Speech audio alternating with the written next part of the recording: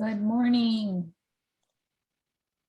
I see some people beginning to join us in the room here. Give you a minute to join so that you can hear me clearly. Lots of S names. Good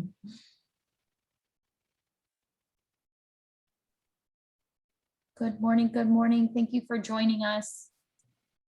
When you can hear us clearly, go ahead and write your name in the chat box and say where you're joining us from.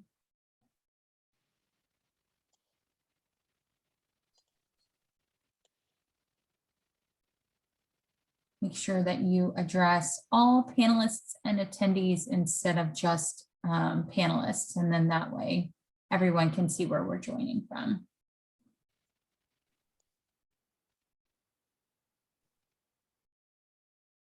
Great. While you do that, so good morning, everyone. My name is Gina Davis, and I am an education program specialist with the Maryland Department of Labor. My, I guess, specialty, or I don't know, area of our team that I support is professional development. I don't even know how to describe myself. So that's a good start to today. Today we are going to be joined by Katie Edwards, and she's going to be sharing the experience at HCC at Howard Community College, and how they adjusted essentially from, the last COVID year, and how blended learning has impacted them, and, talking through how their plans for the future. If at any point you have any questions, feel free to utilize this chat box, and, Katie and I will navigate it together. Right before we get started here, I'm going to go ahead and launch a poll so that we can see what your role is within your program, whether here in Maryland or elsewhere.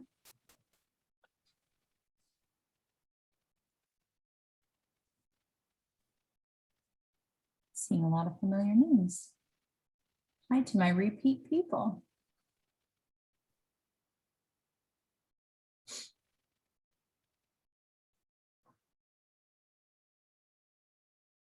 Okay, great. So you guys will be able to see we have a pretty good variety, which is great. So Cynthia, I see you have your hand raised. If you need something, just shoot me a message directly. But anyways, if anyone has any issues throughout the duration of this webinar today, please feel free to send me a message directly. And you do that by where the to byline is, just sending it straight to Gina Davis. And I'd be more than happy to support you. But without further ado, I'm going to pass it over to Katie, and I hope you all enjoy. All right, thanks, Gina. I was laughing when you were saying, oh, my area of expertise is professional development, because Gina is running this whole thing, right? She is the founder of the Virtual Training Institute, so she's kind of underselling herself. Well, it's really great to be with you guys. I appreciate you, showing up for the 9 o'clock session. So I know that means you guys are the best of the best. So thank you for attending. And I see that one of our instructors is here today. So Lindsay was one of our teachers in this class. So that's great. She's teaching right now too. So I'm really excited for this session today, because I think all of us have had a lot of experiences over this past year and a half, really. And so I really hope this is an opportunity for you to reflect and look forward as we think about the future, and we think about what's to come. I'm going to be sharing, like Gina said, some of our experiences at Howard Community College, as well as lots of research that I've found about best practices.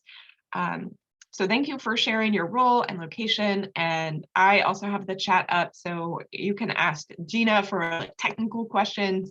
But if you have questions for me or just want to chime in, definitely, put your information down. I'd love to see it. So let's get started. I love this quote from Churchill, right? Never let a good crisis go to waste. Yeah, I keep hearing something to this effect, but I really do think this is a really good quote for this past year, right?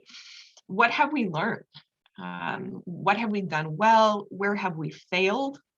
I hope that this is going to give you some good questions to think about. I don't necessarily have the answer, but I do have lots of good questions. So we're going to talk about some definitions. You know, in the title of this presentation is blended learning. And so we're going to talk about what exactly that is, so we're on the same page. We'll talk about where we are now / kind of where we have been, what we've learned, and then how we can move forward. So the title is, you know, blended learning in the COVID compliant classroom. So it's a good idea to define what this really means. The Innovating Distance Education in Adult Learning Consortium uses these definitions. So if you have ever heard of IDEAL, or if you haven't, it's a really great consortium. I was actually took a IDEAL 101 class online in 2018. So it's definitely a great thing to look into. But anyway, blended learning, they define blended learning as in-class and online instruction as part of a collective whole, right? So that you're not just doing random things, but it's actually related. Teachers are making adjustments to their face-to-face teaching based on what they see as they monitor student work online. And they're altering the online assignments based on what they observe in class. Hybrid learning, on the other hand, is a little bit more separate. So even though the students are completing work online and the teacher's monitoring it, they might not be directly related. So it might not be exactly aligned to what's in the classroom. But the truth is, while these definitions matter a lot to, you know, people really interested in distance education and the online learning community, everyone kind of uses something different. And we've got even more of a mismatch now since COVID. I love this quote, like, they have these carefully defined terms, you know, talking about hybrid or blended and blah, blah, blah, but it doesn't really get utilized, or people kind of use their own thing. So for example, at my institution, at Howard Community College, we say anytime we have something online and in the classroom, we call it hybrid. So the reality is what we're doing is much more closer to this blended learning. Moscow writes that blended learning has become an evolving, responsive, dynamic process that defies all attempts at universal definition. But let's try to go with this definition that blended learning is online and in the classroom, and it's related to each other. So regardless of what we call it, I think that this quote stands really true, right? How do we teach, whether it's English if you're an ESL instructor or something else if you are a GED teacher, how do we teach XY without complicating the process, right? Not saying, not letting technology get in the way of teaching, not hybrid learning or blended learning for its own sake, but learning for the sake of learning. And so I think this is something we have to keep in mind. We do see some encouraging research about this, that blended learning might in fact be more helpful for our students than traditional learning. There's a lot of reasons why this might be, but there's not a ton of research out there. It's still a relatively new field, even though computer assisted learning has been around for a while, blended learning has been around for a while. A lot of hard research hasn't necessarily been developed. So according to this data from Texas, it might actually be more effective blended learning than face-to-face learning or only online learning. So data from the Texas Educating Adults Management System shows that adult learners who are engaged in blended learning outperform those who only attend a traditional classroom and those who receive more than 50% of their education at a distance. So in that data, as you can see here, it's even stronger for English language learners, right? 80% of students who had some distance learning completed at least one level. So you got about 20% distance or difference between, just online or just traditional learning. Now, the caveat is that this is not like a peer-reviewed study. This is just observations made of program data. Now, even with that caveat, there are some additional questions, right? Things like, why? Is it because students receive more instruction overall? Is it about persistence and students who are enrolled in this need to be more motivated to do work outside of the classroom? Is it the development of self-efficacy? Is it, the need to develop and utilize digital literacy skills? Is that something that is the reason? Is it the fact that these are students who would already be successful in the classroom, right? Self-selection bias. There's a lot of questions about why exactly this is. So I'm going to kind of put this, now that we've talked a little bit about definitions and gave you just a little snippet of what this might look like, I want to just share a little bit about us, kind of put this in context. So I am the grant program coordinator for ESL at Howard Community College, and also the instructional specialist at HCC. If you're not familiar with us, we are a mid-sized community college, and we're located between Baltimore and Washington, D.C., housed in workforce development, continuing education. And Stephanie, I love what you mentioned about more accessible classes, and we're going to definitely touch on this as we go through. And we've got a lot of, foreign-born students. Okay, so I think what's important is to put things into context, because I think that I don't know about your programs, but I know that we had a big drop in enrollment, as COVID started, right? We lost some of our students, and it was really challenging to see that there are students out there that weren't attending class anymore. And we're going to kind of touch on what some of these reasons are. And again, I know that I'm kind of coming at this with a unique perspective, and especially an ESL perspective, but this conversation is not limited to that. So in 2019, for example, we served just about 1,000 students in our grant-funded program. And in this last year, we served about 70% fewer students. That was in the fall. I think our numbers have actually gone up now. So we thought we really need to get creative with reaching students and meeting students' needs.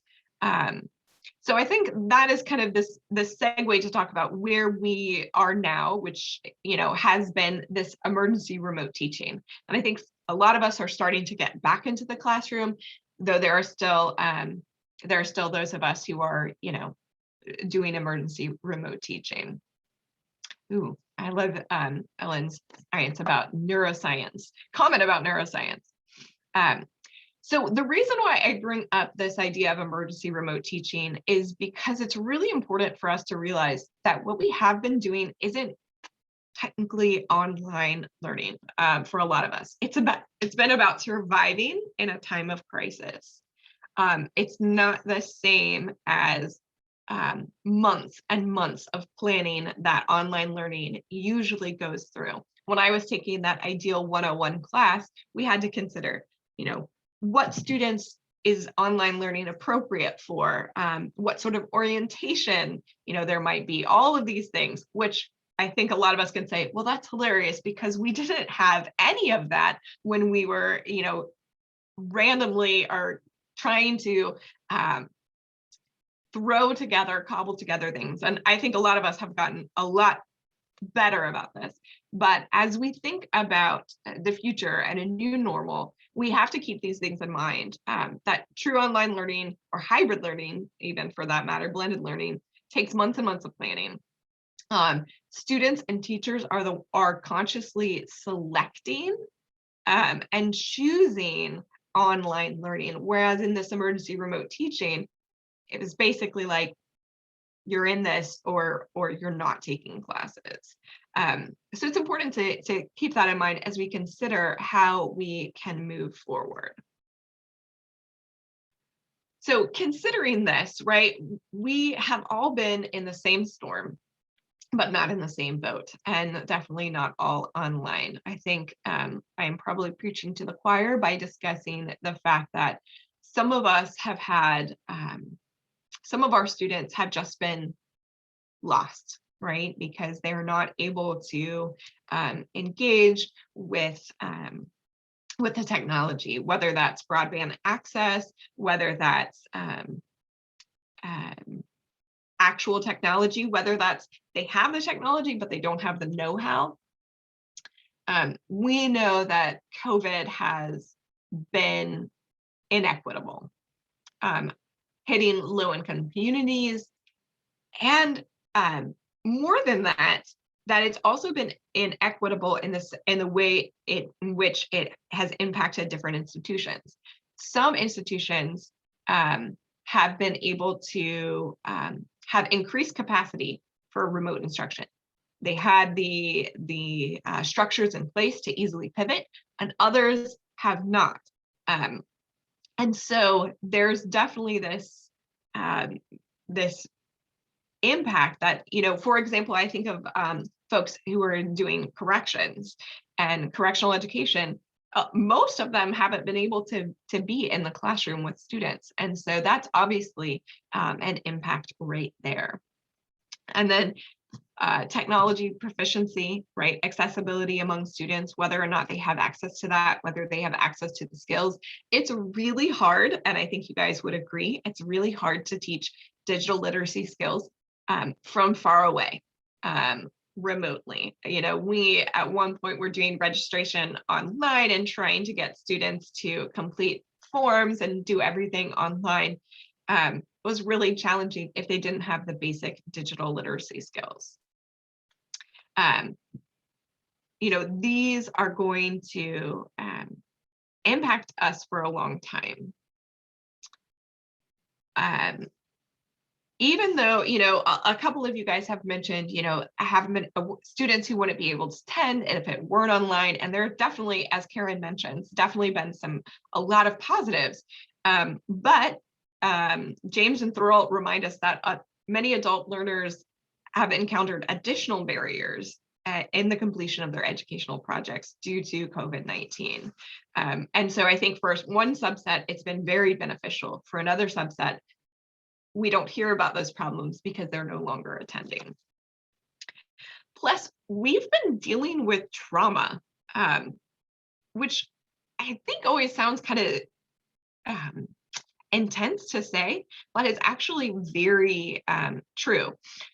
Right. I was reading this article, and it was talking about K-12 teaching, and basically a teacher was saying they were really frustrated because the students weren't submitting their assignments, even though they had already transitioned back into the classroom. And someone commented that students are dealing with trauma. And frankly, the research backs this up.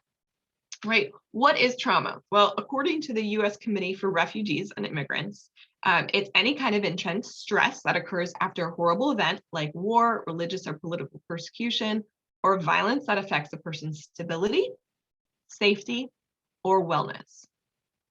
Does that sound familiar? Stability, safety, or wellness, right? If we look at up there, I've got Maslow's hierarchy of needs, right? The physiological needs. There have been a lot of people who haven't been able to provide food for their family, who maybe have lost their homes, who didn't know if they were going to get sick, who did get sick, who had to deal with that, right? Belongingness and love needs, like even the fact of, being so far apart, or for those of our students who have been on the front lines, right? Having to be overworked. So there's a lot of this that we've got to consider, that suddenly this idea of trauma is relevant, not just for, those that we normally think of, like a refugee fleeing a country, but for all of us, right? Even for ourselves. So we've been thrust into a place where basic needs for over a year hadn't necessarily been easily met, where they haven't been met, or they've been just at risk, just the perception of risk that weighs on us. And it affects our learning, right? Deeply, right? Access to learning, but it also affects students who are learning, right? So this is where we are, and kind of the situation in which we have been for the last months. We're going to carry COVID-19 with us. I think a lot of us are feeling like it's over. It's so close to being over, but it's going to be this long, messy transformation. I don't know if you guys have experienced this at all, but I know this depends on where you are, but students go, or somebody goes into a store and you're like, do I wear a mask? Do I not wear a mask? I've been vaccinated or not been vaccinated. And this is just this huge pivot from social norms. And it's an adjustment. It's going to be really kind of challenging. So yeah, it is definitely a challenge with this. How are we going to live in a new, post-COVID life? And what will this look like? I think about I'm an Army brat, so my parents were both in the military, and they always talk about deployment and redeployment. So deployment is when you actually go and you go to wherever you need to go, and you're gone for a year or something, and then you come back, and that's redeployment. And they say that actually redeployment is almost harder than deployment, because you're having to readjust to what life was before, but it's not the same as it was before because you have changed. And so I kind of think about this. I've been thinking about this a lot as we consider, what does it look like to readjust to life? So what has life looked like for us? Well, like a lot of you, our classes went online, and we became best friends with Zoom and our LMS, which is Canvas. And as I kind of mentioned, we lost a lot of our, especially lower level students who lacked maybe the language, maybe the technology to participate online. Is really hard to kind of parse, wait, why didn't they participate? There is a resource, and it's called the COVID-19 Rapid Response Report that the field put out by Open Door Collective, Ed Tech, and Pro Literacy. But basically, and I'm going to click on this, it is a really interesting report that kind of explains how did instruction change? What did instruction look like for different programs? And you can see that there's a lot of synchronous. Oh, thank you, Gina. There's a lot of synchronous activity, and then there's a lot of reasons why administrators and teachers thought that why students weren't able to participate anymore. The biggest thing was access to technology, unsurprisingly, but also things like the need to work, the need to watch children, right? That's a huge one. Gina and I were just talking about how nice it is to work without our children at home right now. So this is something that I definitely recommend taking a look at. But basically, even though it's hard to understand why exactly, we can think of a lot of the reasons why this might be the case. So when our college started to allow, back in the fall 2020, our college started to allow some nursing students and science students into the back onto campus, into the skills lab. I made this impassioned plea to get us back on campus for some of these students, these lower level students. And we were able to start with 3, again, we called them hybrid, basically kind of blended learning classes. And we had 4 in the spring, and we're having another 4 this summer right now. And So this is my wonderful picture, right? This in-person learning. And we're going to talk about that in just a minute. But I also wanted to mention another kind of blended learning thing that we have done, which is kind of a different understanding of what blended learning might look like.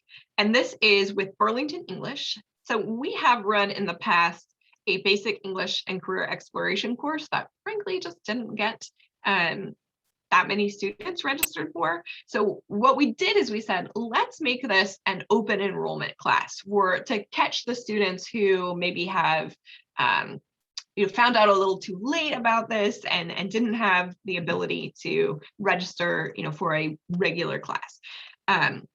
So we've had basically two parts to this class, which was asynchronous online work, right? Students are working at their own pace and their own level to complete work using an online platform. Again, we've used Burlington English. In the past, we have also used Reading Horizons, which is a great literacy resource. And then along with that, remote face-to-face instruction, which is what I'm calling this weekly meetings with Zoom with instructors for small group instruction. And so being able to have students really have enjoyed having the flexibility with the online class, but having the support and accountability that having a regular teacher and a regular meeting provides. So this is something that we're going to continue in the fall. And then last summer, we actually ran similar classes with Burlington English and Reading Horizons. So students loved coming to class on Zoom. They loved building rapport. They really enjoyed the material for both of these programs, but they struggled to complete the work on their own. And we've actually found this to be true with the asynchronous part of our work that students do on Canvas. Basically, that in class, a lot of them are very engaged, very into it, they're excited, but completing the asynchronous work, homework, right, basically, is a real challenge.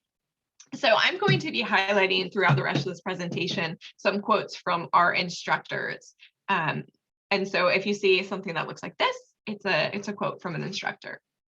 So what our instructors found is that even though they talked at length about how do you find time to complete the work, why do you need to do it?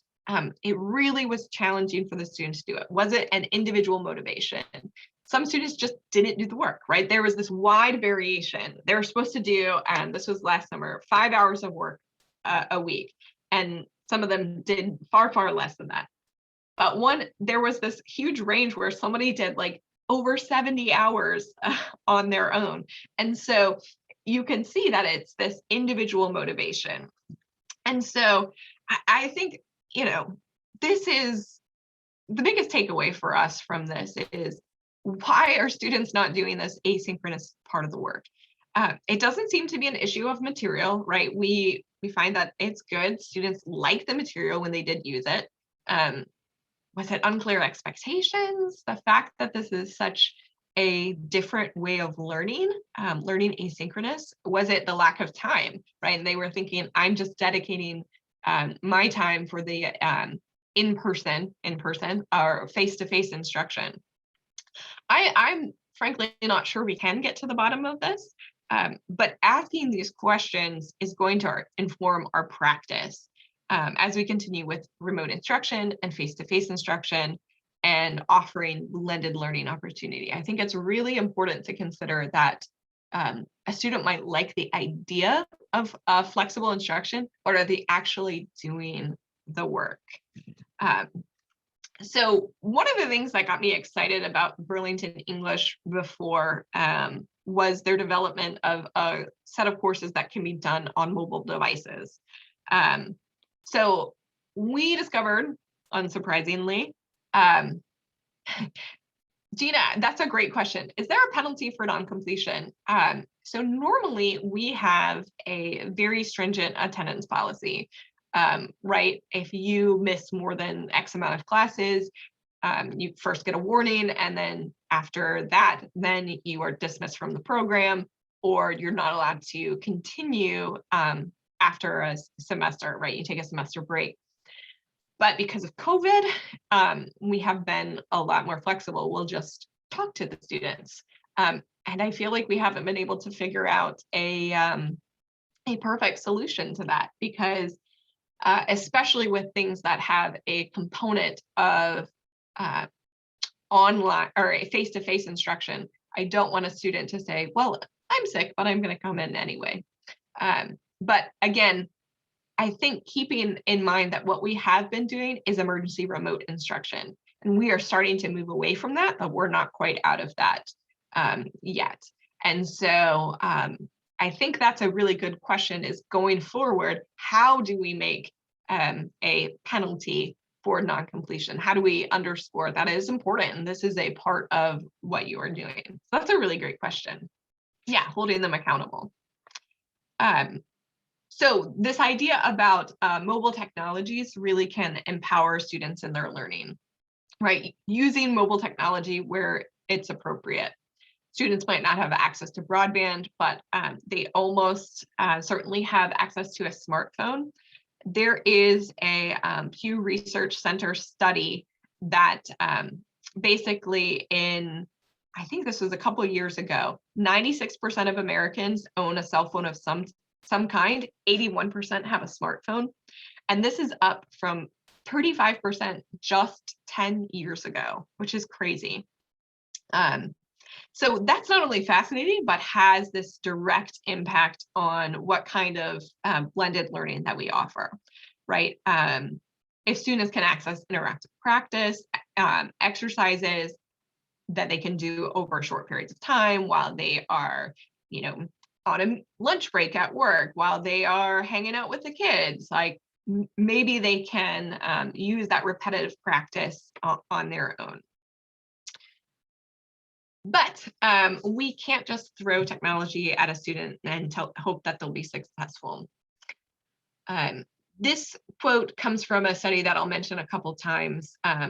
Lanford interviewed adult students returning to college, but I think it has a lot of relevance for our students, right? These students require technological support as well as consistent engagement so that we can help get them to the point of self-efficacy. Our college has been able to provide our students with loaner laptops, which has been wonderful and also challenging as we get them into the system and logging in and figuring everything out. And even with this technology, it can still be, students need to know how to use it. But the great thing is a blended approach might be a perfect way at facilitating this. This blended learning approach wasn't even an idea, months ago for our particular program. This idea of being able to have face-to-face instruction as well as providing students with an introduction to digital literacy skills. So let me share a little bit more about how we have provided supports for some of our hybrid or blended learning classes and what we've learned in the process. So one thing that came up again and again for our instructors is being in person was much easier to introduce those technology skills. It didn't get in the way of the learning, right? If a student can't access the materials and all the materials are online, then it's really difficult for a student to actually focus on instruction. They're distracted by the technology. But if we can set aside time, which is what our instructors have been doing at the end of the class, to learn how to use this laptop, to learn how to log into our learning management system, then the technology is starting to become a tool instead of an impediment.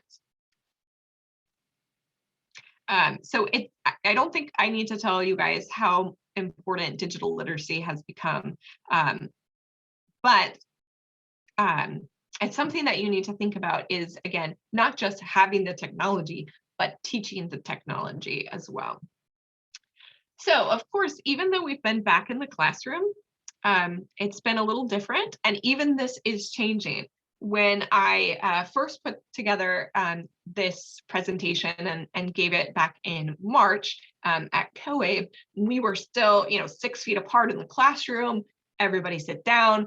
We learned a lot about HVAC and basically keeping things clean, air filtration, and oh my goodness, I never learned so much about the HVAC system in my life. We basically discovered, wow, differentiated instruction is really difficult in a socially distanced classroom. And that can be frustrating at times, right? For example, a low level student versus a high level student, how do you address those needs? Now, this again is changing because we're now at our institution 3 feet apart, still masked though. But in the fall, when we were doing this, it was almost impossible to do small group instruction because we were being very strict and saying, hey, you can't even get up out of your seat. So yeah, definitely a frustrating thing. And even being in the classroom is, is kind of an inauthentic, because there's this, how are you going to do English speaking practice when you have to stay at your desk and things like that? So of course, the masks have been challenging, right? A source of frustration. Can't quite hear folks, and making tweaks in pronunciation if you're an ESL teacher can be really challenging. So I want to recommend this this video, which is put out by Texas A&M's English language program, I think is what it's called. Basically, how do you communicate wearing a mask? And I'll be curious to see how long this is relevant for. But I do believe that there are some really good things in here that are relevant regardless. And I'm going to mention a couple things, but it's about 10 or 15 minutes. So I would suggest taking a look at this. Right, hearing people through the masks, right? Muffling sound, all the things that we are not surprised about. So studies have shown that, especially with those who are hard of hearing, increasing the awareness of gestures, body language, making sure to be very explicit with that. I love this picture, right? You can see it's much harder to see what somebody's emotions are. This again is something that we know, we've experienced this, but it's always good to underscore and say that this is true. So this comes from the Communicating Effectively with Masks, the video that I was just mentioning. Leveraging rhetoric and strategic communication. Thanks, Gina. Now it's in there. Providing sequencing and chunking, right? Instead of saying, and this is all the stuff that you're going to do. Do this, do this, do this. Calling on listeners by name. Saying, Carla, you do this. Christina, you do that. This is very useful online too, right? So you don't get that awkward, oh, who is talking? Everyone's kind of talking at once. Providing visual support. Things like writing on the board if you're saying something. Don't just say, turn to page 52, actually write it down. This is just good teaching. It's important that we do best practice with. These are strategies that are great for English learners, things that are great when you're a mask, but things that are just great at in general as instructors. So basically, we can take what we have learned and apply that in the future, even not in this context, to become better instructors. One strategy that I really liked was this idea of a card system to demonstrate understanding or confusion, right? Very subtly, a student can put up a red card to show that they didn't understand. How perfect is that in the classroom, whether or not they are English learners or anything else, right? Very discreetly asking for repetition or clarification. Now, there have been other positives for this blended or hybrid community, right? The small class sizes have created a strong sense of community. The fact that it was a smaller class helped them to speak up and volunteer during class. Research shows again and again, small class sizes are great. And I know that we have had lots of students in classes in the past, but it certainly is something to consider.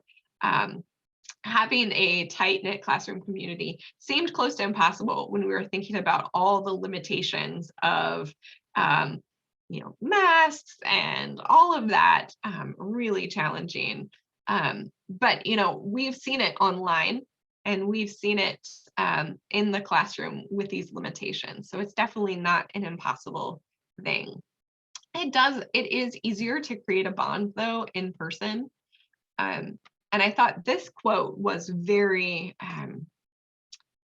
very helpful, because a lot of, in the chat earlier, a few of you were mentioning that this was great for students who, being online was great for students who maybe had their kids at home, or some transportation issues. But I'm going to go ahead and read it. It says, the hybrid class helps students to focus better for anyone with a lot of responsibilities at home. They are less distracted. As Lanford's interview, I mentioned him earlier, he interviewed a student named Daniela who talked about why online learning was hard for her. She said, it's hard, the phone's ringing, you get tired, the children need help. She reminds us of the pleasure of the classroom. One of the pleasures of the classroom is being able to focus on what you're there for. A lot of us have said, well, this is great for people who are having some issues, trouble with childcare. Oh, wonderful, you can take a class online. Well, sure, you can. You can take a class with your baby or toddler in the background. You can do work while you're watching your kids, but it's not necessarily going to be great. And I say this confidently as a mother of an almost 4-year-old and an almost 2-year-old who are thankfully at daycare, but who have sat in my meetings and classes at times. I think that we need to be clear in our expectations with students that you are not going to necessarily be as successful if you have some of these distractions. And the reason why is this quote from Auerbach it's an oldie, 1989, but it's a poem that a student wrote. Why she didn't do the homework, right? Phone's ringing, doors knocking, the kid is jumping, food is burning, time runs fast. Students have a lot of responsibilities outside of our classes, and they're very motivated to participate in our classes and to do the work. But these are the challenges that they faced even before COVID, before worrying about getting sick, before working extra, before taking care of their kids at home all the time. And so this is something that we have to consider. Again, as I think back of why are students not doing that asynchronous work? Maybe because they're dealing with this other stuff. How do we help them to not get as distracted by this stuff? I don't have an answer, but it's something for us to think about. I think one thing that we've learned is there have been a deep desire for students to return back to the classroom. And, we even had students, we had individuals who got sick back in, November when cases were really high. Thankfully, we didn't have like a widespread thing or anything, but they were willing to take the risk to be in person because they saw the value of it. And we're very appreciative of the fact that this was something that was kind of special. Now, I am, this is a whole new world now, because we have gotten used to the very socially distanced classroom, all of this stuff. But with vaccines and vaccinations going up, I don't know what the summer is going to look like. I know what the summer is looking like. I don't know what the fall is going to look like, right? Kaplinger and Licht note that while it's likely that some people, for anxiety, health problems, living with people at risk, they might be afraid to meet face-to-face again, after months of quarantining and social distancing, there might be a great motivation and eagerness to meet again personally. And I think we've definitely seen kind of both of this as we have in the summer, we're offering classes that are both online and face-to-face, and kind of seeing how do we, I wish I knew what students wanted. And I think, you know, even a couple of months ago, the situation was different than it is now. And so I wish I could give you guys a crystal ball and say, this is exactly what's happening and this is what students want. But I think this is something we need to consider, is what are students going to feel comfortable with? What are our programs comfortable with? And, you know, how do we offer the best of both worlds to students? So again, going back to this Lanford study, a lot of the students that he interviewed found that online courses were alienating. They really wanted that face-to-face interaction again. His study is so interesting because it seems like students in his particular situation, right, these adult students, again, very similar to our students, maybe would benefit the most from flexibility that an online class provides. They didn't necessarily just want that. There's this fear that maybe it's kind of subpar, or how do I manage it? It's so different than what I am used to. Hodges, Moore, Lockheed, Trust, and Mond have this great article about this emergency remote teaching and how this shift has maybe affected the perception of what online learning is. In the past, it's had this stigma of being lower quality for face-to-face learning. And there's a fear that this hurried moves that we've done online to move to emergency remote teaching has sealed the perception of online learning as a weaker option. Or perhaps, as you know, we were talking about earlier, you know, we've been very flexible with students and saying, yeah, there's no penalty for non-completion, right? That maybe students will have that expectation that, oh, it's easy. But as we consider, you know, moving into a non-COVID or post-COVID, post-ish COVID world, we're going to have some different expectations for students. And so I think, you know, our transition, what we're going to be doing in the future is not going to be the same as what we have been doing. Again, we've been doing emergency remote teaching in some ways, and it hasn't necessarily been online or blended learning. And so the expectations of students might be different. The actual content might be different as well. So we need to, you know, understand this and critically evaluate our remote experiences, our blended experiences, as we think about what the future is going to look like. So I'm going to share a little bit about what HCC is doing right now and kind of in the fall. And then what are some additional considerations to think about. This has been really helpful for me as we planned about the fall and we consider what do we want this to look like for our students in the future. So I do hope this will be helpful for you to think about as well. So we are going to be offering in-person courses, but we're going to have an increased emphasis on digital literacy skills. I actually have a meeting later today talking about, you know, how can we integrate technology into all of our classes. We used to have lab classes for, you know, intermediate students and above. Now we kind of feel like, don't we need to do this for all of our students? And how do we introduce that? And who introduces that? What responsibilities does a teacher have? So we know there's going to be an increased emphasis, but kind of what is that going to look like? So hopefully that's a good question for you to think of too.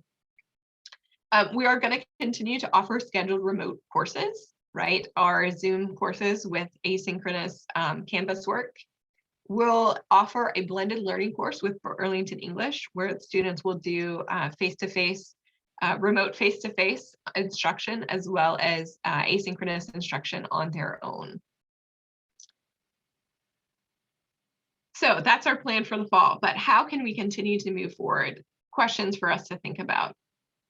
We need to consider students' desire for in-person instruction versus online learning versus hybrid or blended learning.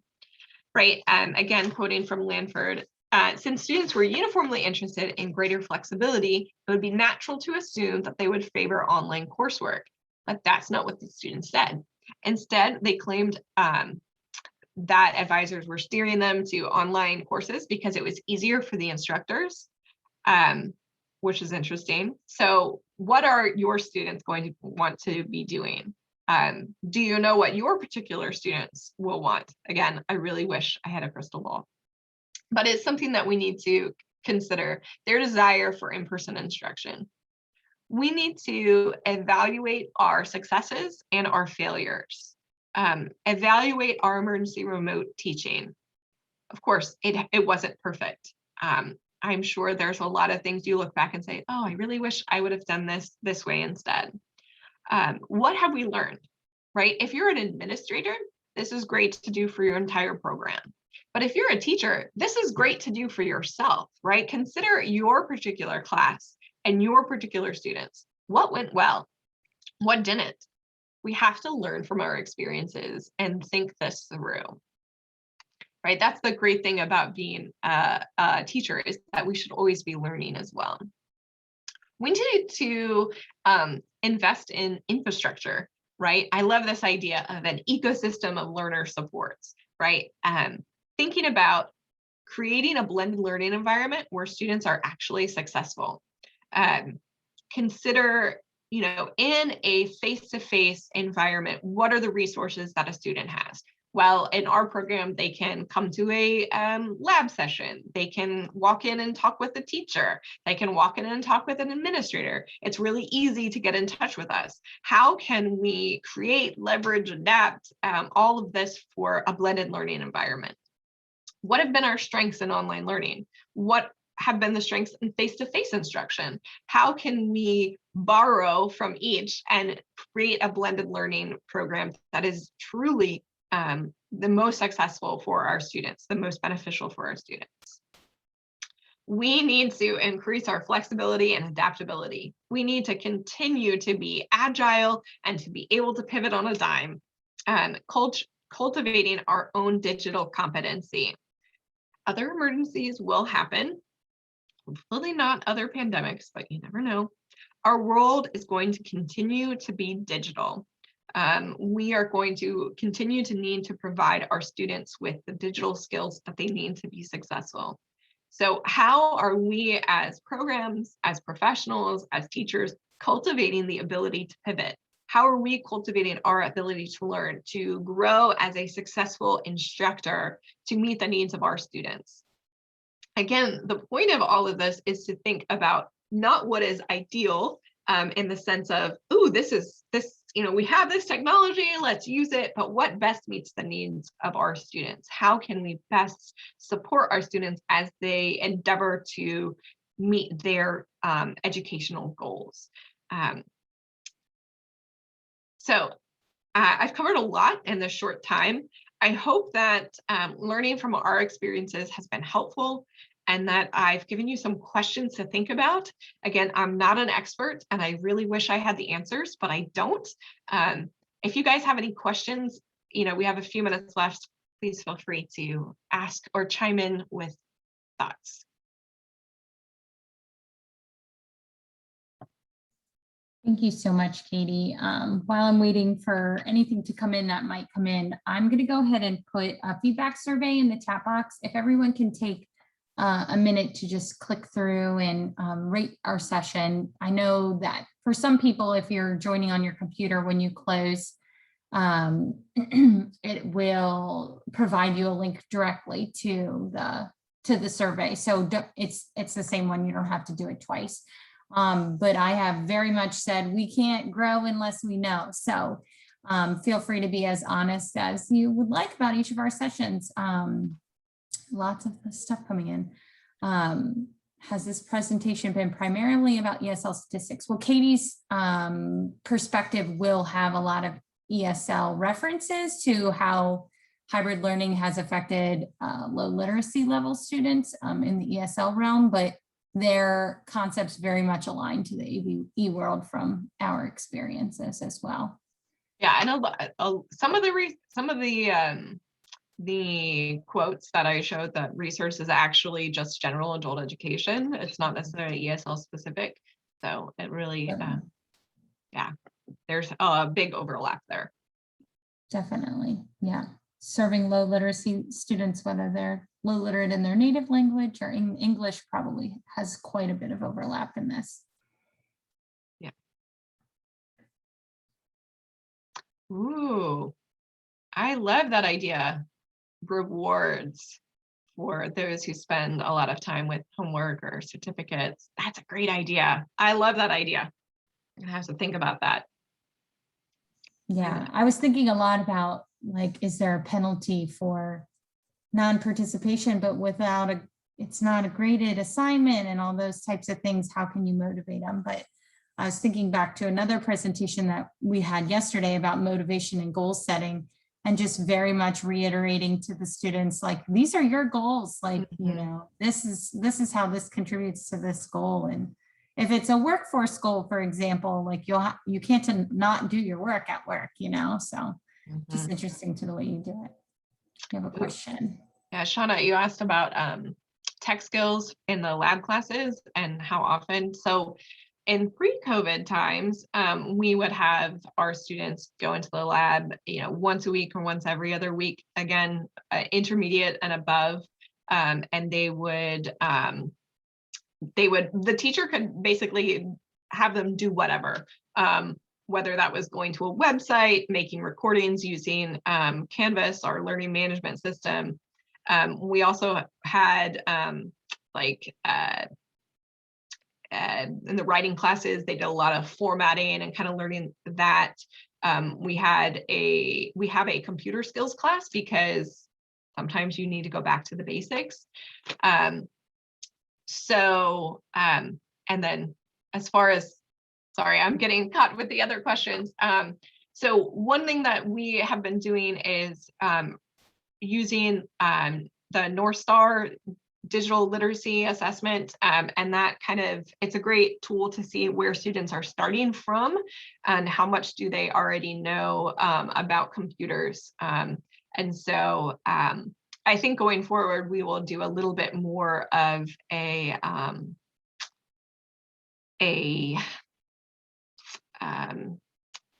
added curriculum to that, instead of teachers in the past have kind of done whatever. And so I think one of the things that we want to do is make it a little bit more programmatic. So for example, I think I mentioned I'm going to have a meeting later today to talk about what is this going to look like, lab and digital literacy instruction. So we haven't had an orientation for students before. I think part of the issue why we haven't had it is because students have so many different, they come at such different levels, like some who are very adept at computers, and then some who have no digital literacy instruction. But that is something that we have talked about. And again, I am hoping that we'll have the answers or begin to have some of the answers today after my meeting.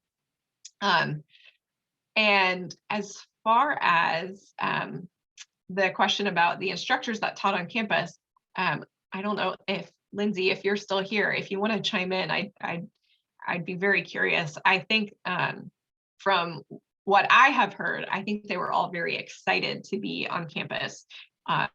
It was, they kind of felt like they were pioneering and being a part of something, special. The fact that they were excited to be in the classroom in front of students. I was actually in the classroom last week and helping get students logged into the computer for the first time. And I was like, wow, I forgot like this energy that you get being in front of a student. It's exciting. And I think part of it is like our instructors were able to choose. And I think that's really important, to be able to choose to be in the classroom or choose, not to. So Susan Comboy, who's really Lindsay, talked about her students are really happy. They really had trouble sitting still. It's a little less interactive. And I think we're a little looser than we were back in the fall, because I was very much like, don't let your students stand up, like don't pass anything out. I don't want anyone to get sick, and thankfully, we didn't have to shut down our class at all. So I would say holistically, a lot of the other programs who have returned to face-to-face, the reasoning in support of it is the institutions take a very serious approach to safety of the students. So I would say that probably plays a huge role in this, but some of our smaller programs might not have classrooms physically large enough to allow for that. So it's great to hear that, Lindsay helped you guys lead the charge in getting back into, I guess, real life.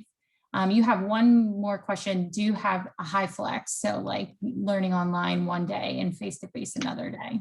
Yeah, when we were considering our options for the fall, that was something that we considered, especially because we were like, well, it's nice and students don't have to come to the classroom as much. But we didn't end up doing that. Though I think that, actually could be really successful for some people. Again, I think that's where we have to consider our particular situation, our particular program, and what are the ways to best meet the needs of our students. Not that we have the answers, but also thinking about what you as an instructor are comfortable with, right?